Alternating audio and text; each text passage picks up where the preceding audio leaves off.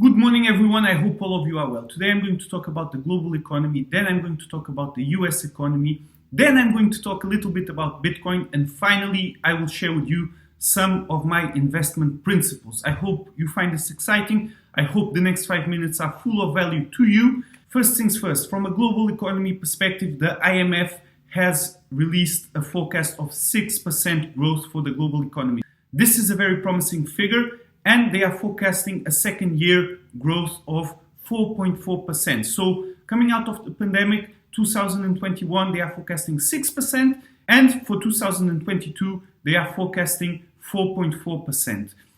The first question that comes to mind is, why is the IMF forecasting greater growth for the first post-pandemic year and less growth for the second post-pandemic year? I'm believing that the reason for this is that the first year of global growth will have much more government incentives and supports rather than the second. So during the second year, we are more likely to see less growth than in the first year. And the reason for that is that in the first year, many global economies, mainly the economies of more advanced countries, are receiving a lot of fiscal and government incentives. During the second year, 2022, we are likely to see some of these incentives decrease. So we will probably be observing a more organic economic growth rather than government-supported and financially supported economic growth. So straight to the US, Jamie Dimon, the CEO of one of America's most respected investment banks, has released in his annual letter to shareholders a very positive forecast for 2021. He even refers to it as a US economic boom. I personally think it's very early to make this type of forecast.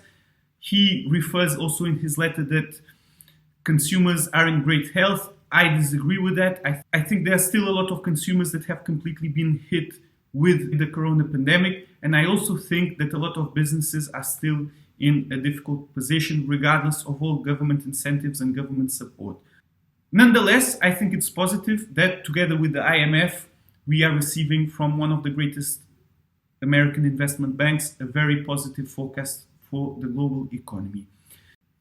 Bitcoin. A lot of you have asked me what are my views on Bitcoin. Personally, I don't like to be where everybody is. Neither in my life, neither in my investment life. So if there's something that everybody's buying like crazy and something is growing like crazy, personally, I like looking at somewhere else. Bitcoin. A lot of you have asked me what are my views on Bitcoin. Personally, I have not invested any money on Bitcoin. I think there's some opportunity to make money there. However, it's a bit of an unregulated space. Maybe that's the beauty of it. However, personally, I'm only playing within regulations of the markets that I'm trading in. Finally, today, I'm going to talk a little bit about my investment principles. In a video I shared a couple of days ago, I shared with you 4 of my key investment principles. So I would like you to keep these 4 points in mind. They will be part of a course that I will be sharing. But again, if you are going to invest, please use these 4 bullet points as a reference. So now that we have these 4 bullet points, where do we go from here? For the purpose of this channel and at the stage we are at, I'm going to focus on equities. Equities are stocks. So how can you pick a stock? Well, you have to look at the world as a global machine, as a whole machine, and understand how it's working and how it's interlinked. So where are booming industries sourcing their products from? There's a link there. So let's say semiconductors. What are the materials required to produce semiconductors? So then you go and look at companies that are producing these semiconductors. Which companies are those? This is typically how my brain or how my investment brain is thinking and trying to understand the links between this huge global machine. If you understand this correctly and you have some sort of visionary outlook and you are able to look into the future and understand what will the next trends be, or even what the current trends are and what are the companies that are supplying these current trends, you will be able to be very successful investing. Current trends are making current companies successful, but if you are able to identify the future trends, then you can become an even more successful investor. Nobody is able to predict the future, none of us, not even the best investors.